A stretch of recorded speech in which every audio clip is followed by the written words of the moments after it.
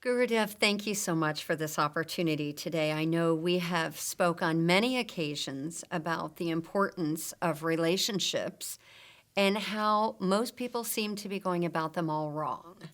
So I just want to take a moment to address, you talk a lot in your book, The Yoga of Relationship. Now, is this the book that won several awards, correct? Yes, it has won 5 awards in a book, I don't know, they call book festivals. So many books are introduced in the same topic, and it has won 5 awards. So because it brings out some unique ways of how to solve the relationship issues that we face in life. Because relationship, no matter where you go, what you do, or who you are with, it's about your relationship. That is how your life manifests as success or failure, happy or unhappy, conflict or resolution. It's all about relationship. Absolutely. And you just touched on a very important word, and that is happiness. And so a lot of people come to the table with expectations. And expectations are really what's driving us in the wrong direction. Is that correct? Yes. So most, if you notice that most people, when they are in intimate relationship, in work life, family life, social life, or love life, they do not know, but most people have expectation for the other that they bring silently. The other person does not know, but that is in their achieving what they want to receive from the other. So in other words, expectations are very integral part of looking for the right relationship. So my expectations will be fulfilled. And actually, that means I depend on other to fulfill what I expect to come from them. And this is where manipulation enters. So this is where people manipulate other people to get what they want from them. Okay, so now I know our viewers are probably thinking this question. So let's talk and break it down to there's a lot of people out there in the dating world today. The divorce rate is over 65%. So they're coming to the table to meet someone for the first time. Of course, they've got some kind of expectation. I would say more maybe in the sense of they have a value system. They're looking for somebody to kind of more meet up with their values. Yes, there's a lot of people out there going, I expect this from you. I'm only going to if you this for me. But then there's also people that I just have my value system, which is important to me. And I'm looking for somebody to meet me a whole to a whole. How does that fit in with expectations?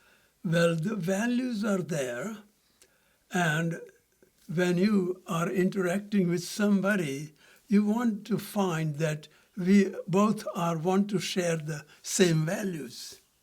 But what happens before that, there is something that because I'm attracted to you, I want to put on my face, my mask, in such a way that you like me. And I wanted to be loved by you.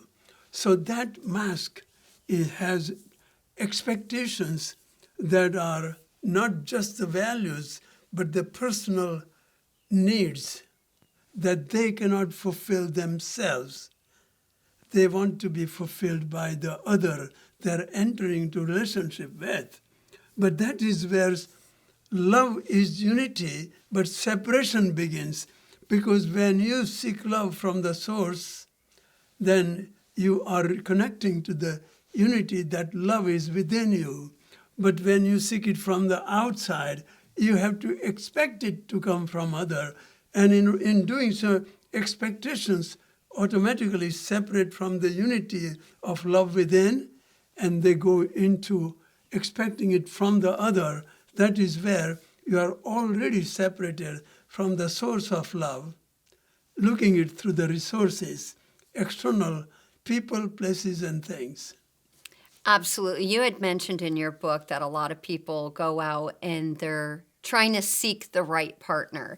And you mentioned it's important to be the right partner. And this is what we're talking about, the need to connect, and I know in my book, Connect, How to Know If He's Really Your Man, I talk about that a lot. It's really about becoming one with self before going out and trying to find that relationship in the first place. Right. But would you agree, Guru Dev, a lot of it comes down, and I know we've talked about this in several interviews, but the ego, which is really trying to fill an insatiable void.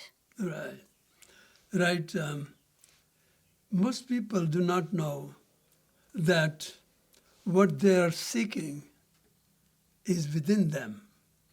They are seeking the unifying experience that love is.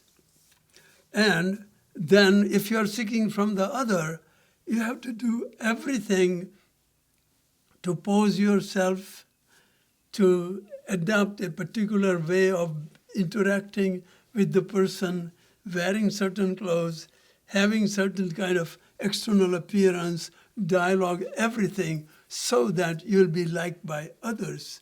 And in just doing so, you are separating from the source of love within. You have already started moving out. And then expectation takes you even further out. But the expectations at that time are very silent. They are not defined. What I expect from you is very much suppressed, because all I want, what I see you have to offer to me, which is the appearance of how you look to me. It has none. I cannot see what is behind you. So I'm seeing only your mask, and I'm providing my mask, so that mask is attracted to a mask. Yes, and you're right. A lot of people do come to the table wearing a lot of masks because they think their outer self-image is who they are, when that has nothing to do with their authentic self. Right. So who is looking for the loving relationship? The self-image, the mask that I am not. I'm already masked from myself.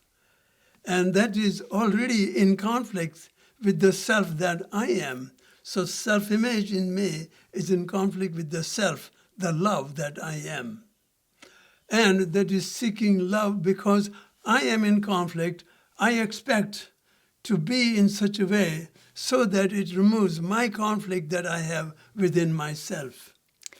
It is the most strangest thing we human beings do, and we know psychology, but this is deep psychology. This is spiritual psychology. So it is the surface psychology is that it believes that I can get from you what I want if I can manipulate and put on enough mask and lure you into loving me.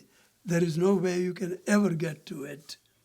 I love it. We're getting to the root cause here. So is this why when someone's on a date, I know I have met many of gentlemen, and their mouth will speak that they want one thing, or their profile picture if it's online, but their actions are in confusion with what's coming out of their mouth of what they think it is that they want. Right.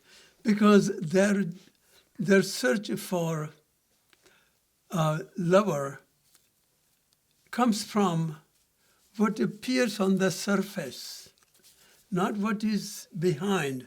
So when you are falling in love with a person, you are not falling in love with what you are attracted to on an external appearance, external personality, external behavior, habit patterns. You're just attracted to that, but there is a whole new person behind it that is in conflict within themselves that you don't see. So the same is happening for you, who is in conflict with the part of you that is real you. So when two people are attracted to each other, there are four, not two, but there are four. So it makes even more complicated to deal with the conflicts that arise in intimate relationship. Am I saying that all relationships are wrong or you should not be in it? No, I'm not saying that. But if you understand that, you will know how to enter into relationship so that it is workable. So if you understand the games that the mask plays, that who you are not, the self-image plays. When you play those games in your relationship, you're never going to get what you are trying to get out of it. Yes, so a couple of things come to mind. You know, you have somebody, let's say that's a half. They're in conflict with themselves. Their mouth is saying one thing, their actions are presenting something else. They're wearing the mask, and maybe the person in front of them is further along on their journey, because most of us have not fully arrived. We are on that journey. And so they see beyond the person's mask. They may see a great soul, but at the same time, they're conscious of, I'm further along. I'm not sure if this is a dysfunction that I care to take on at this point in my journey because of maybe where I'm going further in life to help save the world or whatever it is. What would be your advice to something like that? So no matter what the ideal is of the person who is little highly developed, it is still not connected to the source. So the connection to the source is you are not seeking some ideal behavior from the other that meets your ideal, which is higher than the other. There is no such thing in a way. It has to come from the source. So how does then the relationship work? So the relationship that you are seeking from the other must start from your relationship with yourself. Because if you don't accept yourself just the way you are, and you are rejecting yourself, you are in conflict with yourself, you are having indecisions, anger, fear, and you are judging yourself, and then creating so much nuisance in your interaction with your own self. Guilt, fear, attachments, all these things, they create conflict with the real self. So if I am in the conflict with it and I'm trying to remove it by you removing my conflicts, when I'm upset, honey, and I cannot accept myself, make sure you approve of me, accept me, so I feel good about myself. I don't That's know. great. Where are you coming from? What planet? Is it ever possible? But this is what, in essential, people are trying to achieve. When I reject myself and I'm upset, I'm angry, I'm frustrated, I'm working too much, I'm not happy with myself, when I come home, I want you to love me. It sounds funny, but it's broke down into simple terms. Right. Then the wife has her own problem with the kids and their school and their problem. She says, you have been out all day long. I'm waiting for you to come and love me.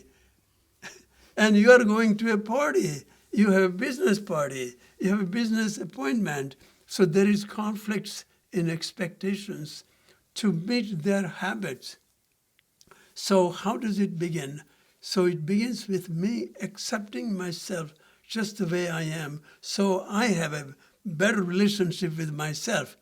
Love begins with acceptance of just the way I am. So I am not stressed out about self-rejection, guilt, loneliness, and then seeking love that unites me with myself. It's impossible. So this is why the homework must be done, so that when you are looking for a loving relationship, you are not looking for love to come from them, but now you are ready to give the love that you have found in yourself. So you are able to accept yourself. Now you have done the homework to accept the other without expectations for them to be differently than the way they are.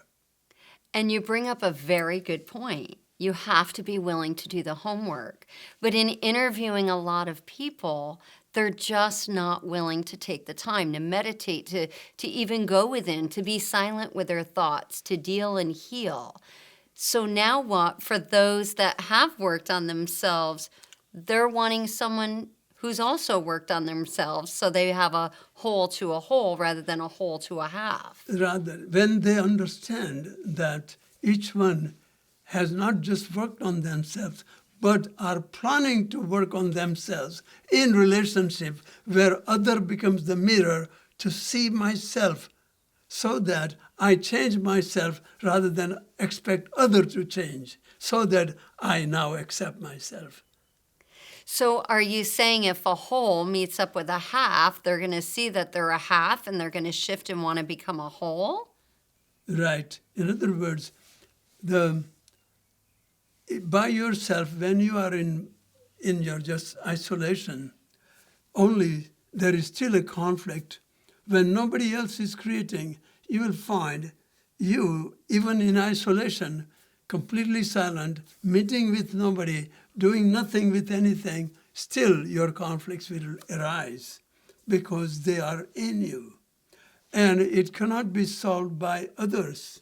So that is why even when you are meditating, what are you meditating? You are meditating on the inner conflicts that come out in the form of negative, angry, fearful thoughts about yourself, other, or the world. And you are witnessing rather than identifying with it. So you are learning how to accept yourself just the way you are, called meditation. People don't understand the difference. So when I say accept yourself as you are, or accept others as they are, meditation becomes the only doorway to bring conflicts into harmony. Only when you accept yourself as you are, accept others as they are, accept the world as it is, there is harmony. But most people, they are so caught in the social worker consciousness. They want to change the world and make the whole world at peace for them to be at peace. Wow.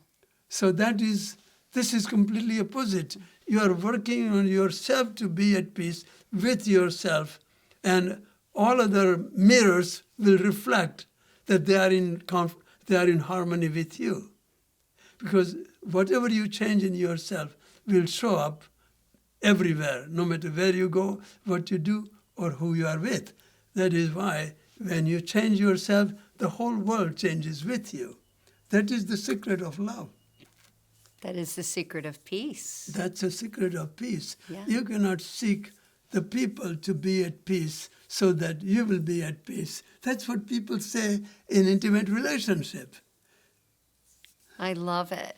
Now, you had mentioned the word stress, and I think it's important to touch upon that. And you had said about you won't be stressed out on how they act. But there's also a component of stress, which we've created a high level of stress of busyness, maybe doing nothing but busyness, of just go, go, go, and filling up the calendars and the schedules. And that is putting a big pressure of breaking point on relationships today. What would your advice be? No, this is what I see, that if I am caught in a stress, that means I have become dysfunctional with all my mind, all my thoughts, all my interactions, no matter where I go, what I do, who I'm with, everywhere I find the stress interrupting and creating a blockage in my relationship. Because stress is the creation between me and myself. And then once it is in me, no matter where I go, it will be recreated and it will be reflected as if it is coming from the other. So whole world is a mirror. No matter where you go, what you see out there is happening in here. Most people don't know this. That is the spiritual way of changing your relationship with your father, with your mother, with your ex, with your children, with your parents. Most people, they get so upset, like parents become so upset with their children because children do not meet their expectations. Their expectations are coming from their own pre-programming in their own age, how when they were raised, culture in which they were raised, and the peer pressure in which they were raised. And that has changed. So when your expectation comes from your perspective, the children cannot meet it. Therefore, there is perpetual conflict from the parents to children, from the age and consciousness difference that happens when you grow up and when you are young. Absolutely, yes. I've definitely heard that before in our belief systems affecting where we're headed in our children. Why do you think so many of us today are filling up our schedules so full? I know technology has advanced things. We've talked about that before. But why are so many people trying to pack their schedules full? Is it because they're trying to run away from the inner of who they are and they don't want to know or hear it? Right. So the filling of the schedule to do and achieve more and more comes from the belief that the more I achieve, more I'm successful, more I'm famous and prosperous, more will be the happiness in my life. So we think that more I achieve, more I have, equal to more happiness I have. Actually, it works very differently. So in yoga, they say that do what you do with all thy mind, all thy heart, and all thy soul. Means be whole and complete while you do what you do, rather than have a goal for which the result is making you do what you do now.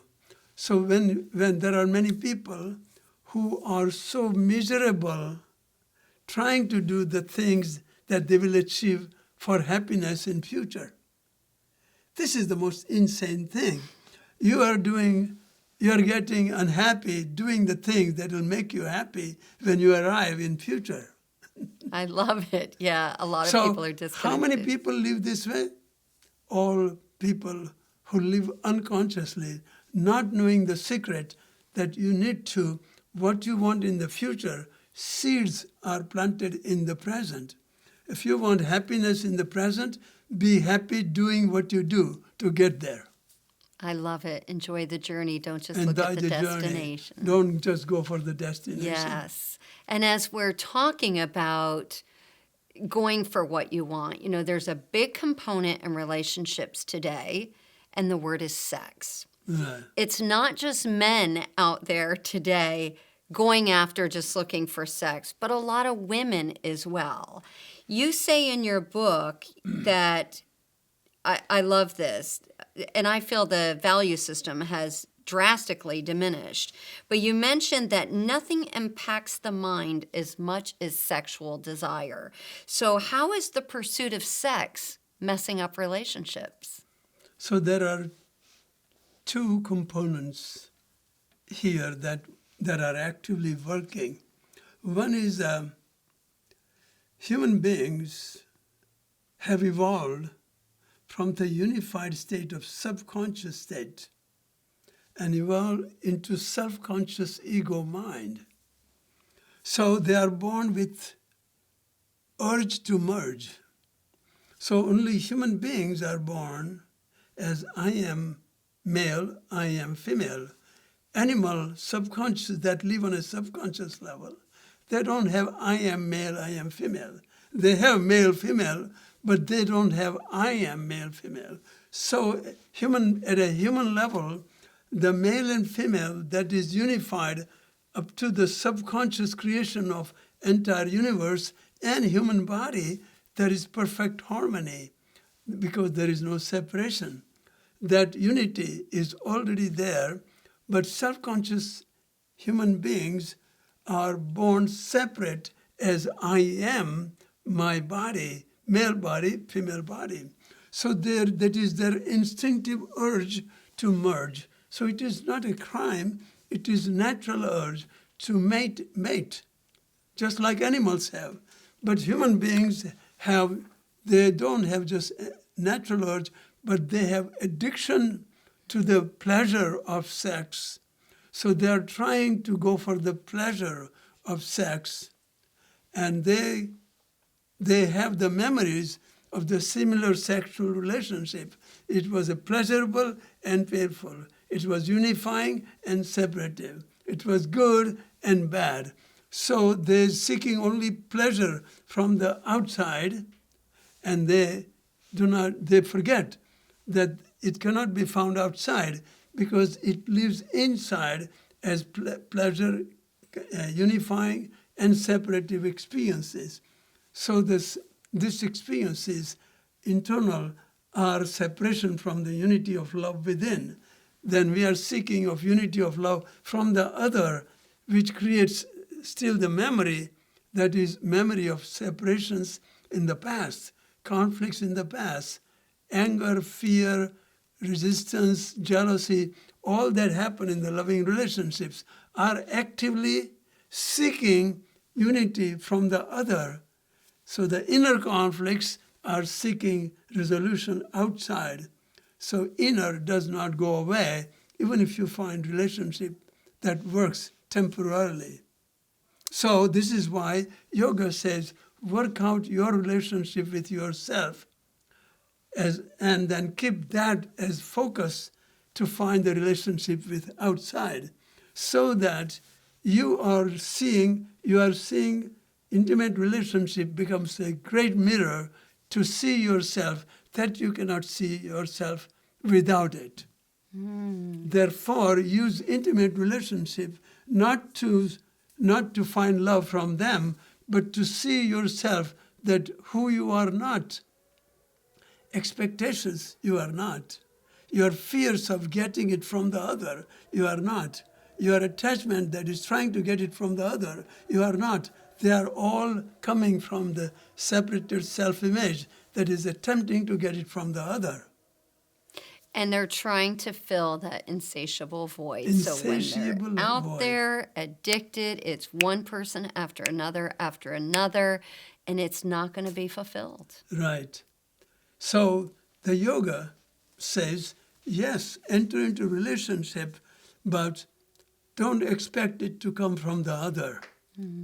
Use it as, because in relationship, so in other words, all the conflicts that you have within you remain invisible, and they become visible in your interaction with people, places, and things. But they come up their intensity is not as great as whenever you are in intimate relationship, at work or in love relationship with your parents, your husband, your wife, your children. Then it becomes a very clear mirror where you can see your inner conflicts that you could never see before the intimate relationship. So intimate relationship becomes an excellent mirror to see who you are, how you are in conflict with yourself that appears to be coming between you and the loved one. I love that. And we're talking about intimacy. In the dating world, especially, women have a tendency to romanticize about the attraction. And you mention this in your book, rather than just letting love blossom. Why is this? Well, the people are looking from the other is basically the main reason why the love cannot blossom, because it is like you are not watering the plant of love in you, so that, and you are using the same energy that nourishes the love in you, you are investing into trying to find from the others. Same energy. So same energy that feeds the separations in you, feeds the separation that happens when you seek love from the other. Therefore, love inside, you move further away from it in search of love from the other through the medium of energy that is shared by the seeker of love and the love that lives within you. Yes. And so a lot of people will try to control And control, you talk about in your book, Yoga for Relationships, is it's really a fear of loss. So let's talk about control, because there's a lot of control today that's displayed that's harming relationships, Yes, first with exactly. self and others. Right. When you seek love from the other, the first thing that happens is your dependency on the other to provide what you don't have. You are a beggar of love. You are not the source of love. So when you expect it to come from the other, you depend on them, and when that which is expectations are frustrations waiting to happen. So when it doesn't come, you blame them for the love they didn't give you. Well, where did it begin? You removed yourself from the source of love. Now you are not able to get it from yourself. You have expectations from the other. When you don't get, you blame others for not giving. But how is it measured? Against my expectations. Therefore, everything, it becomes this, the love becomes separative rather than unifying. Love that you have for other invariably turns into separative love. So that is why how many people get married and become husband or wife for the happiness. So their happiness comes from the hormones of subconscious male-female hormones. And when they unite, they experience the oneness when they go below from self-conscious state into subconscious unity that happens at the level of sex. They experience the real unity where the wall that separates them disappears completely, and they have a spiritual experience of oneness. But the problem is they cannot stay there. When they come out from the subconscious unity of sexual oneness, and when they come out, their self-conscious ego mind with their self-image separated from the source of self within begins to come back again. Now you just see the other differently than the way you saw it in the ecstasy of loving union. Therefore, the love is, most people, they base their attraction on this experience of oneness, and that is the divine potential. So yogis use how to use the female energy that lies at the base of the spine and male consciousness that lies in the Sahasrara, 1,000-petal lotus. Yogis say, how to awaken that energy, that is my field of teaching, so that you bring inner energy that is separated from consciousness. So the marriage is called samadhi in yoga. It's ecstasy of union at the cosmic level, and that is why it is so ecstatic union that there is so far beyond the sexual ecstasy. And there's a lot of viewers right now going, wow, that's the relationship I want. But the key is you got to be willing to make the commitment, put the time in to work on self, because it sounds like combating the ego can be a constant vicious cycle. Right. And it sounds like meditation, Nidra yoga, we had spoke about, Yoga yoga Nidra, I said Nidra, is the key, because that form of meditation goes far deep beyond the ego. This is what has happened. I've been teaching yoga in America for the last 55 years. And I'm the first one who brought yoga to the West when there was hardly any. So, and I have been teaching yoga and yoga nidra, for which I'm known all over the world.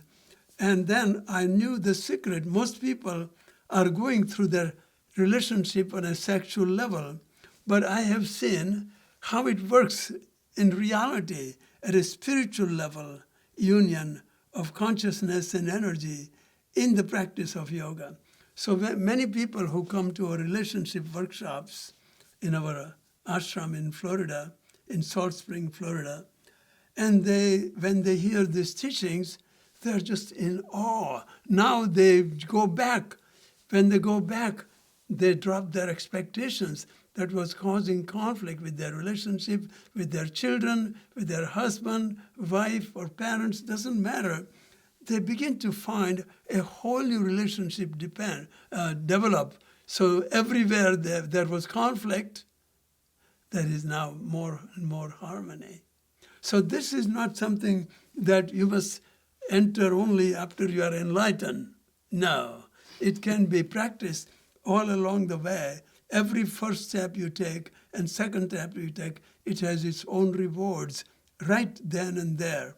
So many people have come back to our Yoga of Relationship workshops, and this core principle that I teach through I Am Yoga teacher training course and Yoga Nidra course and Yoga therapy course.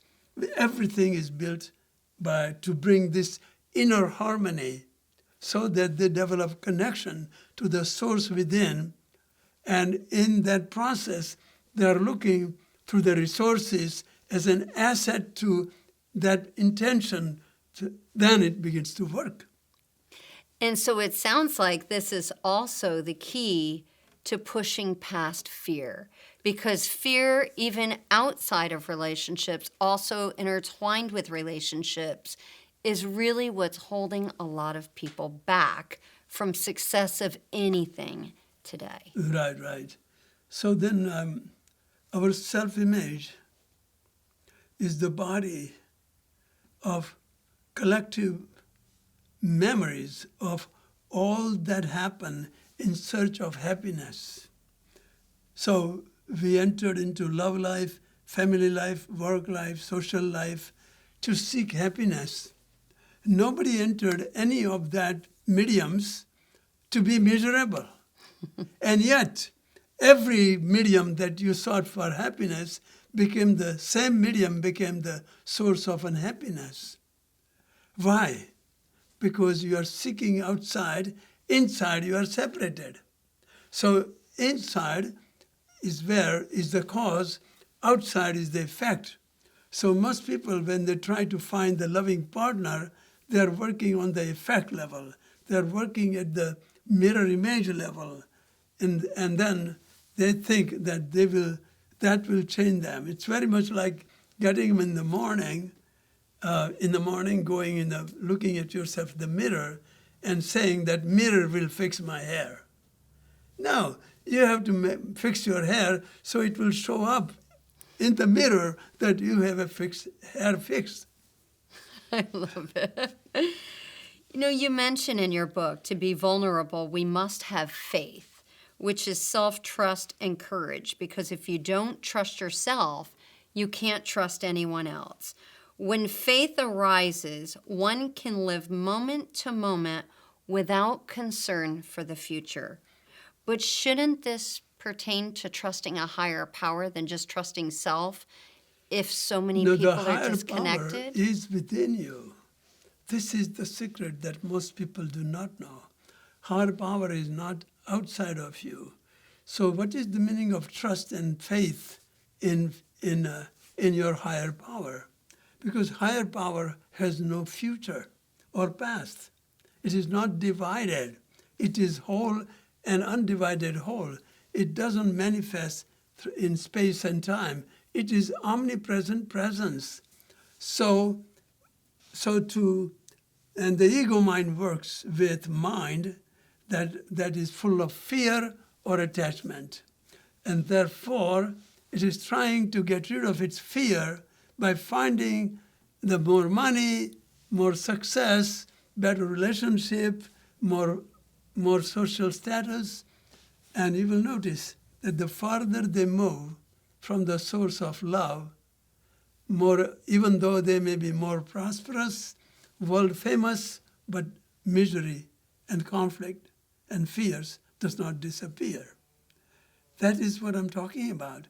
How to remove it from the core so your success is, I call it prosperity consciousness.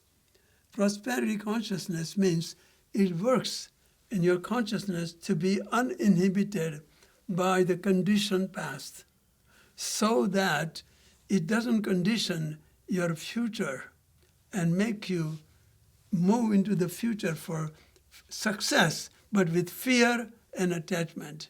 And then when you move with fear or attachment, you are doing inner violation to achieve what you look for outside. And the fear doesn't go away, even when you get what you're afraid of losing. Even if you get it, fear is still there. Exactly, because it hasn't been dealt with. Right. So, Gurudev, why is it the very thing we want to avoid, we unconsciously invite into our life? Right. So, what we want to avoid is conceived through the medium of the self-image. And self-image itself is the creator. Ego mind is the creator. And ego mind also wants to avoid what it creates. So the core principle is you cannot remove the problems by the same ego mind that created it to begin with.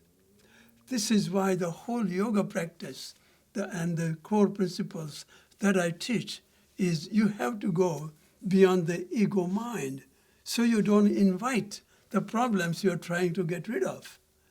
So people do not know that there is another mystical dimensions of going beyond the ego mind from where you can see the games your ego mind plays into trying to get rid of the habits that are already built by it and rigidly held by it for its own fulfillment. And it is trying to get rid of it. So it is already the habits are built in the form of energy blocks in the body and memory blocks in the brain. So that is why the memory blocks are trying to get rid of it. Just see only positive part.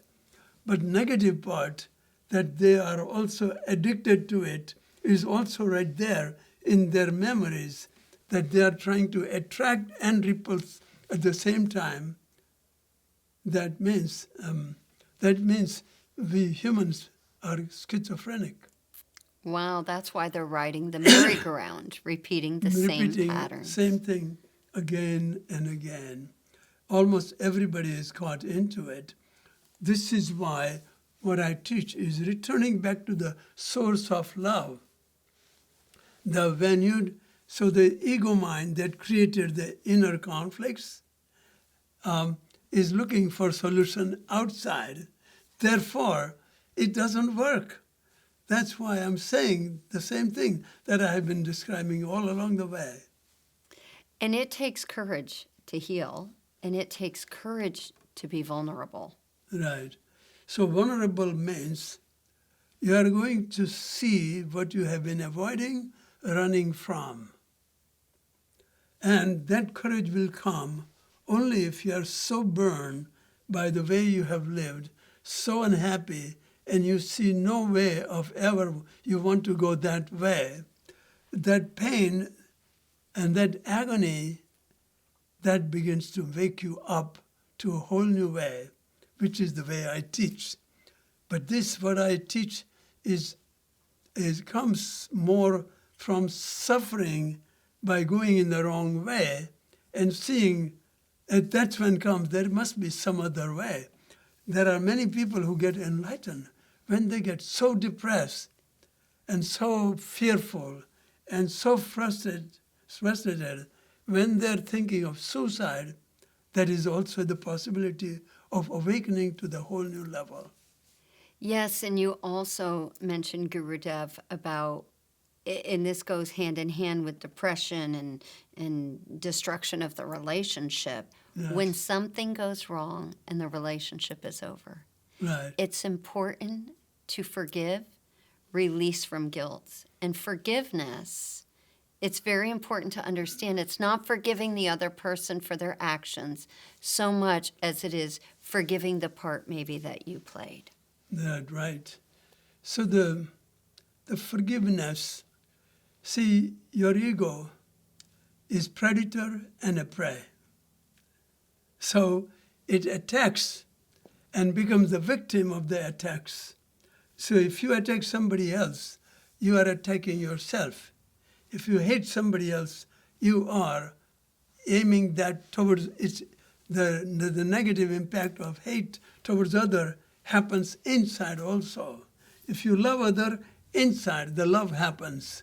So because everything that you do outside is coming from inside.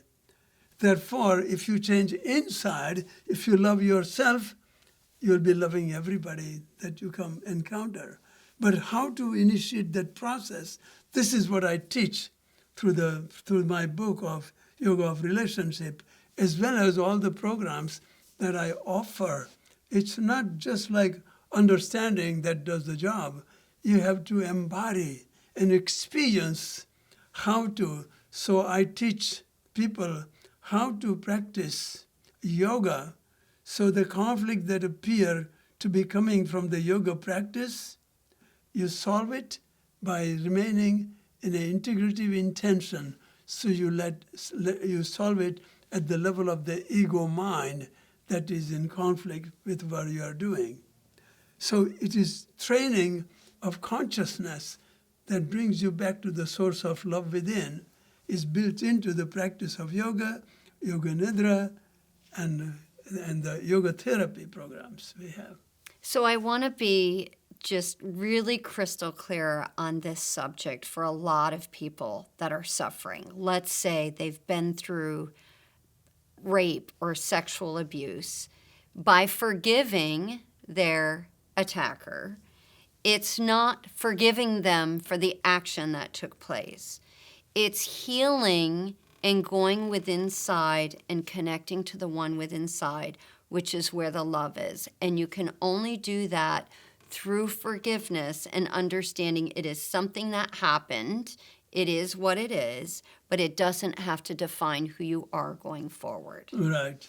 Many people have suffered from the trauma of being raped or being abused by parents in different ways, or abused by a husband or a wife, or some health problems. Those abuses that appears to come from outside are really not really coming from outside. As I said, your expectations that comes from you made it appear to be coming from the other. Your expectations of the other that came from you makes it look like it should come from other, and when it doesn't come from other, we hold them responsible. And then if you forgive them, it's not complete because it was coming from you. So the forgiveness is understanding that you are in conflict within yourself that appear to come from the other. So when you forgive other, it's not complete resolution of what happened or what created such conflict. Because when you know the truth, that Christ said, you shall know the truth, and truth shall make you free. Truth is, it came from me, who was expecting not to come from anybody externally. So when I know the truth, it came from me. The healing happens when I let go of blame to the other who did it, or shame that I did it. Both must go. Then that means that is forgiveness in a very real sense. And it is completion because you removed it from the core rather than surface where it appeared to be coming from the other, which was the false perception to begin with. Therefore, when people say about forgiveness, it's not as real as when you know the truth, how it happens. So that's what I teach. Now, I know there's a lot of stirred up viewers right now going, how can you possibly say I asked for that bad attack to happen? How can you say that person was not wrong for violating me when I didn't personally welcome it in? This is something that most people do not know, that they have attracted these situations to themselves.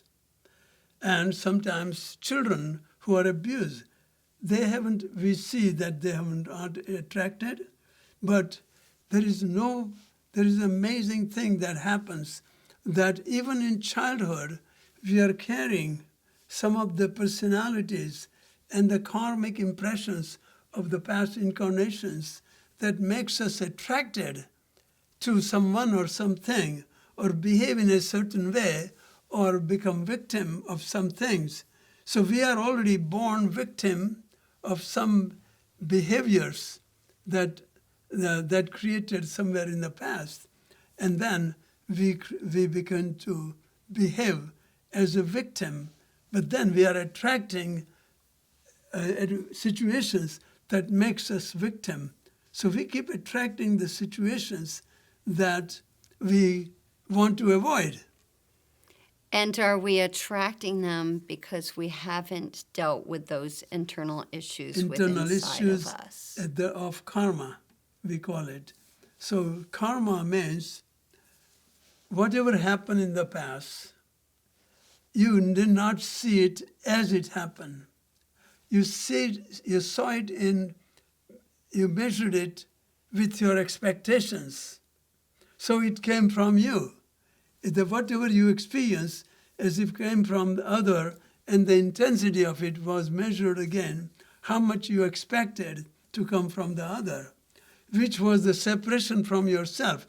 If you were very separated from the other, you will have a great deal of expectation for it to come from the other. So you look from the other, and that is how you recreate everything that you want to get rid of by finding solution outside rather than inside.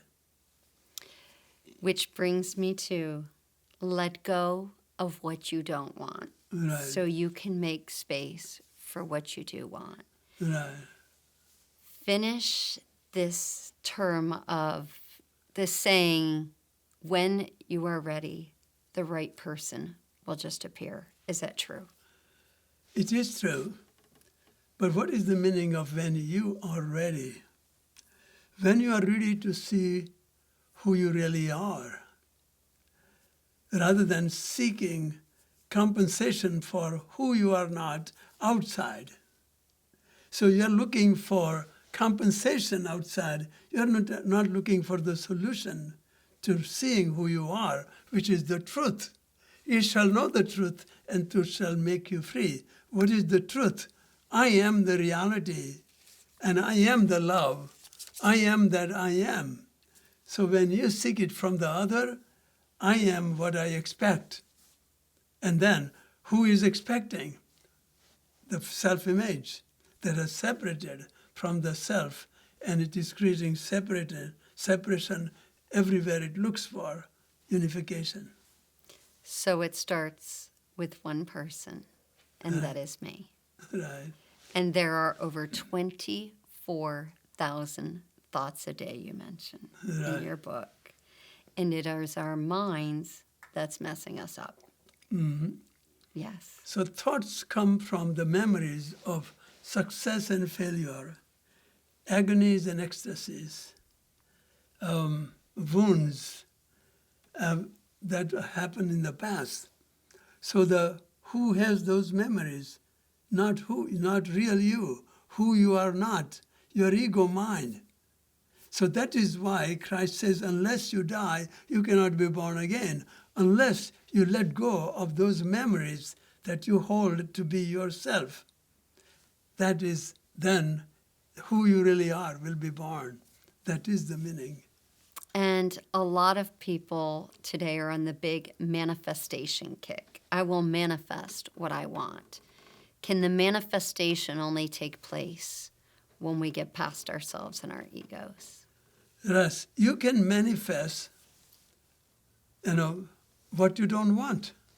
You can never manifest who you are, because you are that. So manifestation itself is separation from the source of oneness, loving presence that I am. So manifesting there outside is already the separation from the oneness that love is. So be love. Do you believe there's awakening coming? Is it happening now more and I more? think more and more people are awakened enough to understand what I'm talking about. When I came to America in 1960, I would say there was only 10% of listening, not even 10%. A lot of listening happened when the hippies and the drug cult started coming. That opened the people's minds to whole new dimensions that I'm talking about. So they saw something. Now those hippies have become yuppies. And these yuppies have now understanding that they had, that they were hippies, but then they cut their hair, they started businesses, they became successful. Now they're getting really ready to understand this message. Yes, more and more people are becoming hungry because Yes. they're sick and tired of being sick and tired in whatever situation it is that they're experiencing and ready to jump off the merry-go-round. It's always a pleasure. Thank you so much, Guru Dev, and we certainly hope this brings healing to many relationships. I know. If the people have already found that when they come here, they begin to feel, the wife comes here and the husband says, "Why are you going there?" He's just like, "Guru, you're going, why? You're going to ashram." And then when they come back, and they're just so open to receive the husband, accept him as he is, she is more and more in harmony with him. And then when after a while something wears off, they said, "It's your time to go back to that guru again." Exactly. So that has happened over and over. Yes. Because the children love them because they have changed their attitude of relationship with themselves, has brought harmony in all of the relationship back home. Yes. Yes. Always a pleasure. Thank you. Always a pleasure. Thank you. Thank you very much.